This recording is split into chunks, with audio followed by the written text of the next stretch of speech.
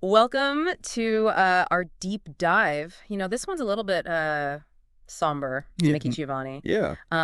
incredible American poet, Yeah. just recently passed away at the Mhm. age of 81. 81, yeah. And we wanted to, kind of celebrate her life and work Yeah. by diving into her poetry, Yeah. and really trying to understand her unique voice. It's amazing just thinking about her career, spanning decades. Oh, Over 25 published books, poetry, children's literature, Grammy nomination for her spoken word albums, mm-hmm. and also a long teaching career at Virginia Tech. And that's what I find so fascinating. She wasn't just a writer. She was, an activist and an educator. Mm. And we have all of these notes and excerpts that she's, left behind. And I'm really interested to unpack how her life experiences, she was a 3-time cancer survivor. Wow. How all of that is woven into her poetry. Yeah, that resilience that you're talking Yeah. about really comes through in her work. Why don't we start with her childhood? She was born in Knoxville, Tennessee, Yeah. and later raised in Cincinnati, Ohio. And those early years, especially in Knoxville, Yeah. were incredibly formative.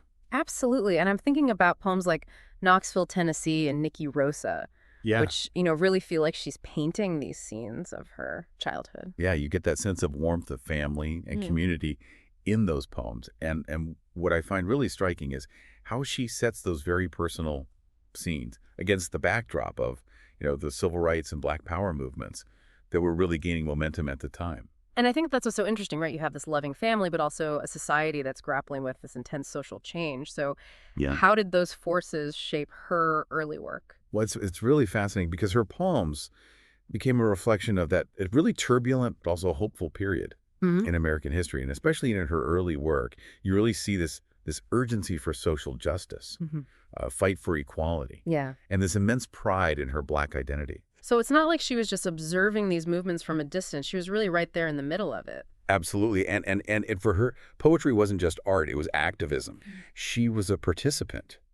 And she was using her words to challenge the status quo and to give voice to the aspirations of the Black community. Now, as we dive into her work, what are some of the key themes that we should be listening for? Of course, the Black experience is central, Hmm. but it's not a monolithic theme. She celebrates Black culture, challenges stereotypes, Mm. and highlights the resilience of Black communities. It's very multifaceted. Do you have a poem in mind that exemplifies this for you? Ego Tripping is a perfect example. It's this Mm. powerful anthem of Black womanhood. And one of the lines that always stands out to me is, "I sat on the throne drinking nectar with Allah." Hmm. And she's not just claiming space. She's connecting Black identity to history, to nature, and even to divinity. It's bold and assertive. Wow. Ego tripping is definitely going on my reading list.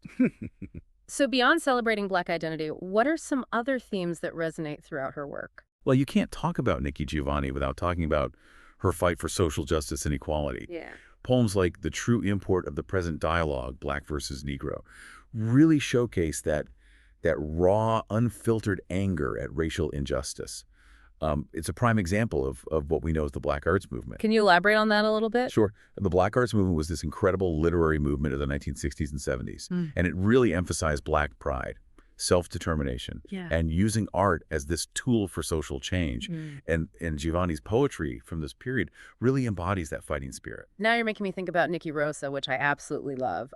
Such a tender but also defiant look at her own childhood. Yeah. And she really confronts those stereotypical portrayals of Black families head on. Yeah, Nikki Rose is a great example of how she uses those personal experiences Mm. to challenge these larger societal narratives. It's a deeply personal poem, Mm. but it speaks to this universal desire for understanding and dignity. And we can't forget poems like Rosa Parks and Yeah. Harvest for Rosa Parks.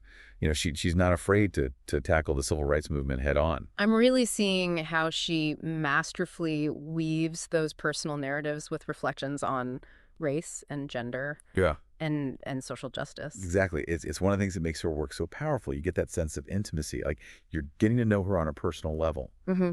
But at the same time, she's pushing you to think critically about the world around you. It's like she's inviting you into this conversation, Yeah. this shared experience of understanding. That's a great way to put it. Now, it wasn't just themes that evolved in her poetry.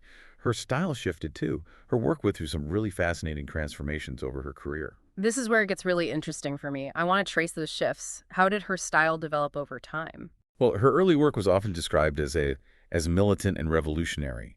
But as she grew as a person and as an artist. Her style became more introspective and nuanced. I can imagine. I mean, she was living through such a dynamic period. It seems like her poetry really mirrored those changes that were happening all around her.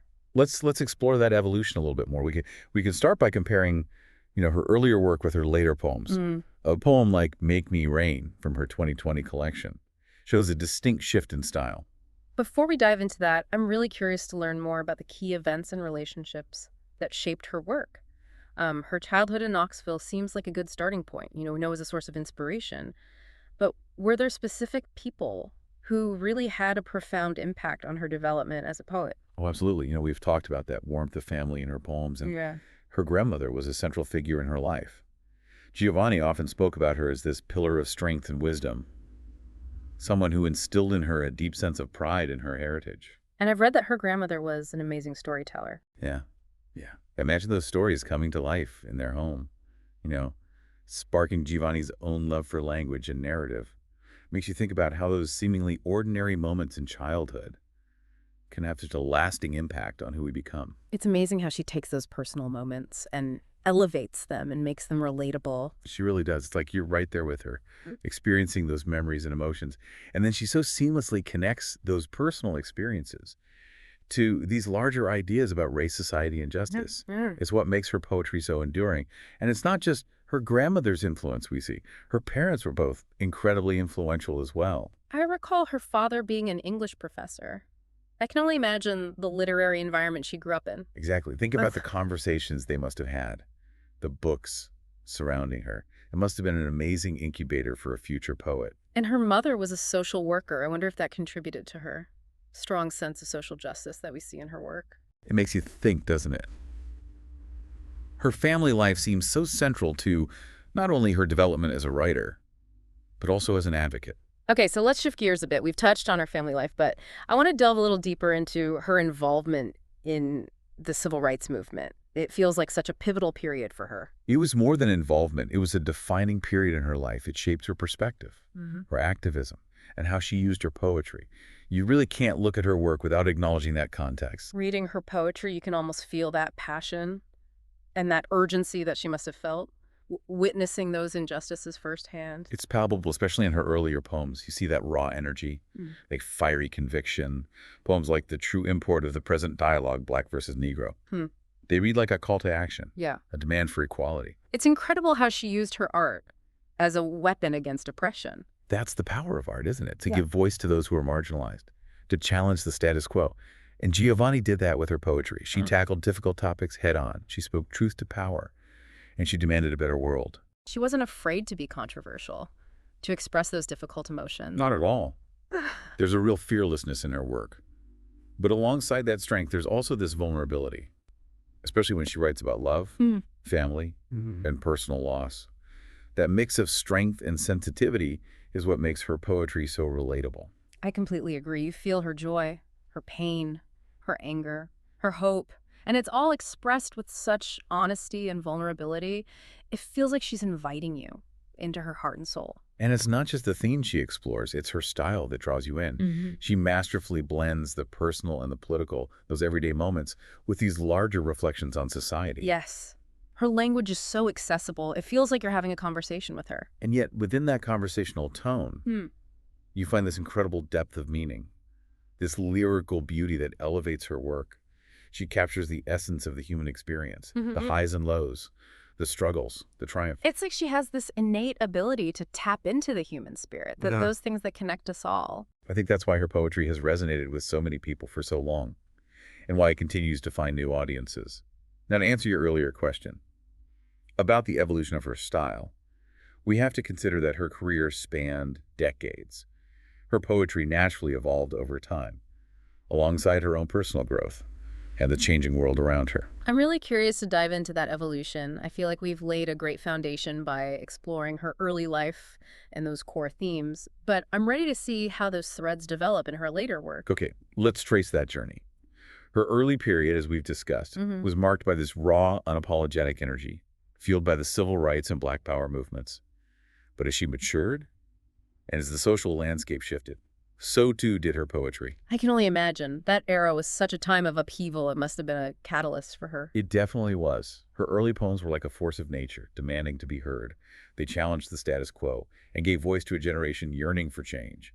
But her later work, while still rooted in those ideals of social justice, took on a more introspective, nuanced tone. So it's not that she abandoned those earlier themes. They just found a different expression in her later poems. Exactly. She began to explore a wider range of themes, Mm. delving deeper into personal experiences, Mhm. relationships, and the complexities of life. That makes me think of poems like Nikki Rosa in Knoxville, Tennessee, which have this beautiful nostalgia for her childhood. It's like she's yearning for those simpler times, those foundational moments that shaped who she became. Those poems are so evocative, aren't they? You can almost feel the warmth of those summer days in Knoxville. Smells, the sounds, they transport you to another time and place. They're like little windows into her soul. But even in those more personal poems, her commitment to social justice is still present. It's just woven in more subtly. You're right. Take Rosa Parks, for example. It's a beautiful tribute to the icon, but it's also a reflection on the broader movement and the ongoing struggle for equality.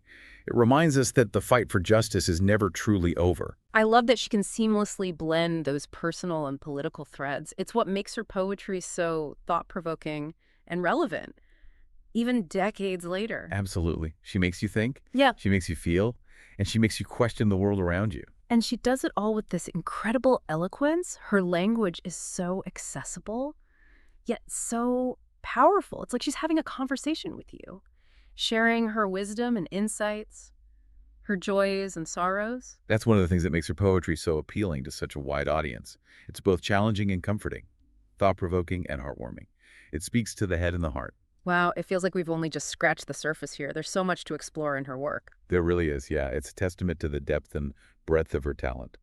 Before we wrap up, I want to circle back to something you mentioned earlier. You said that her later work takes on this more introspective tone, but it's still grounded in social justice. Can you give us a concrete example of how those two ideas coexist in her poetry? Oh, absolutely. In Rosa Parks, while it is this tribute to the individual, it also works on this symbolic level. She writes, and I ain't never been to no Birmingham, but my bus fare's paid.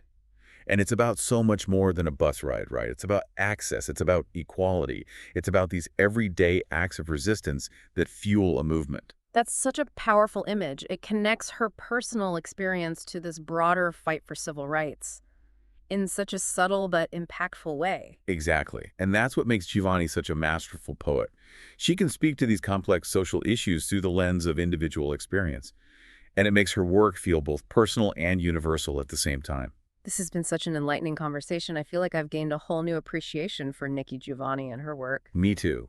She was a true force in American poetry, and her legacy will continue to inspire us for generations to come. To our listener, we hope this deep dive has sparked a curiosity in you to explore Nikki Giovanni's poetry further.